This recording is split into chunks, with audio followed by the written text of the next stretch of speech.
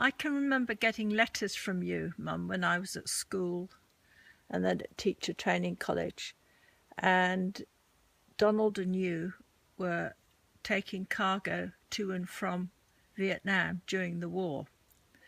And I didn't fully comprehend the dangers that you were going through at that young age. But just tell us briefly about your time in Vietnam. This was from Singapore down to Saigon and Da Nang, going down the Mekong River. You have sandbags all around the bridge. And when you get to a place called Cap San Shark, you have to wait there for a pilot. You'd see all these ships waiting at anchor. And of an evening, you could be out there for at least 10 days waiting for a pilot.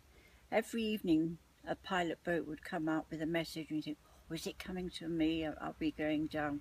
One gets a little bit bored swinging around an anchor.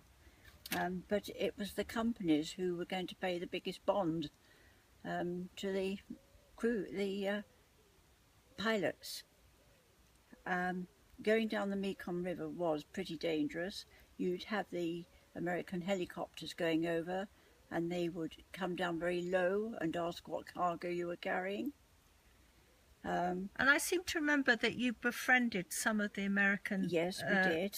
Sailors or soldiers. Yes, we'd stay, we'd anchor along on this berth, which was down by the fisherman's wharf, and there was sort of an army camp there, and we made great friends with the crew at the Americans, and they used to ask if they could come on board on pay nights, and Donald used to say, providing you've got your shirt on, yes, and they used to come on and bring their beer, and I used to dance with them, and then we made special friends with a couple of them who wanted to come up to Singapore with us on their R&R, which we would like to have taken them, but of course if anything should have happened to our ship, the American government want to know what two Americans were doing on our ship.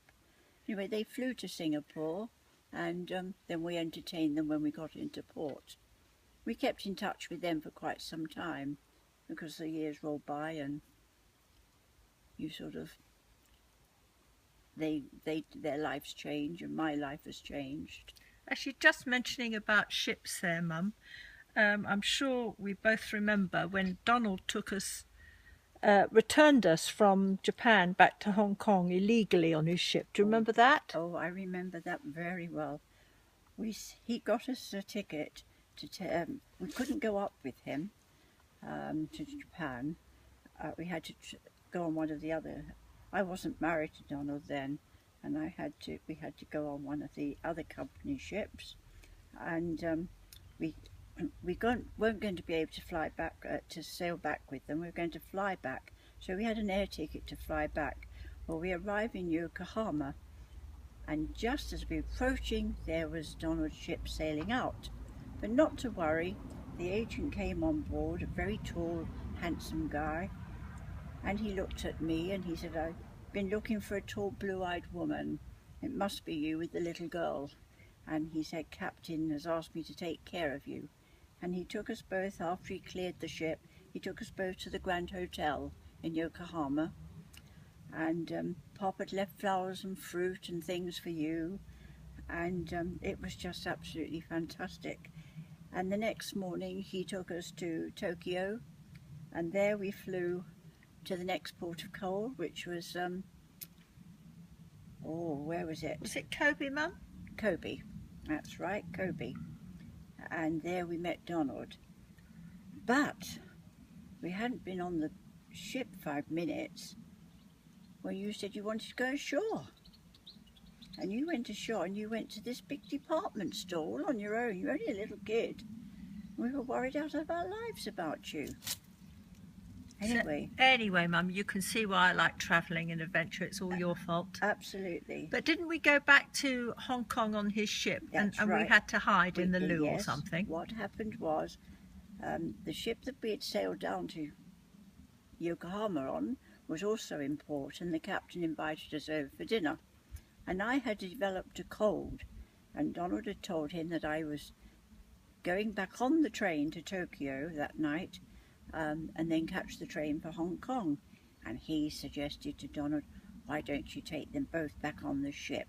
As long as you get them through immigration and customs here, they'd be okay.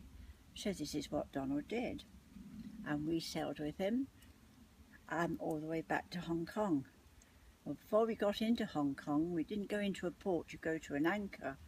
And so Donald said, you have to go into my bathroom, both of you. So into the bathroom we go until the ship had been cleared with immigration and custom. And then we caught this little Walla Walla boat and went back home. I remember it well, Mum. Yes,